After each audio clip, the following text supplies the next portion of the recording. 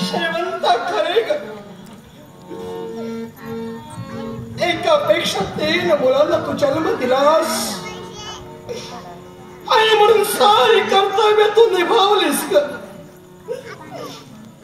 पण बाप म्हणून या रत्नाकरानं काय केलंय? बाप म्हणून पोरांसाठी रत्नाकर काहीच नाही करू शकला ग.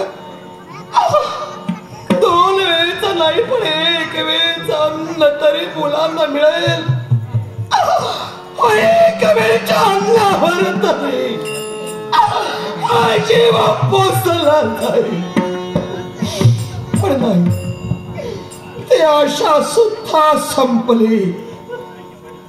शेवंता तू म्हणतेस ते खरं, तू बोलतेस ते खरं.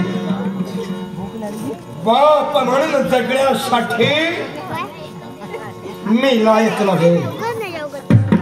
तुझा नवरा म्हणून सांगण्यासाठी मी योग्यतेचा नाही.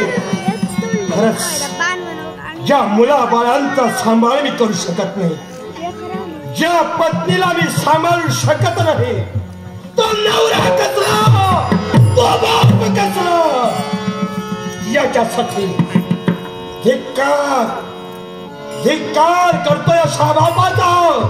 धिक्कार काय म्हणालीस? काय म्हणालीस? तुला हवा ते सुख मी देऊ शकत नाही.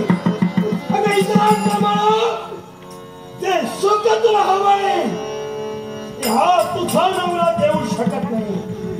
म्हणूनच होय, चोरी करा, लबाड करा, लुटमार करा, वाटल्यास दरोडा खा, या तुझ्या सौभाग्यानं ते करायला हवंय. या तुझ्या सौभाग्यानं ते करायला हवंय.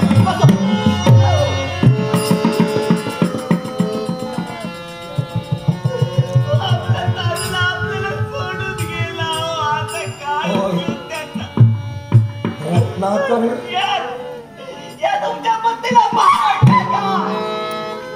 खरे शेवंता तुझ्या बोलण्याचा अर्थ समाजाच्या ध्येय येऊ लागलाय. समाजाचाच आहे आणि या समाजाचं भान, हो या समाजाचं ज्ञान मला करायचंय. या समाजामुळं राजा निर्माण झालेल्या या प्रतिकूल परिस्थितीमुळं माझी बाळ मला सोडून गेले.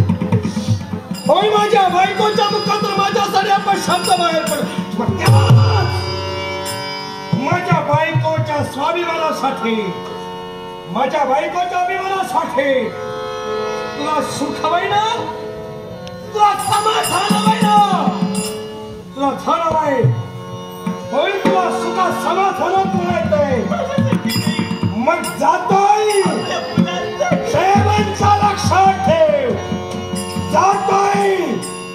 या क्षणापासून या स्थानाचा त्याग करून मी जातोय.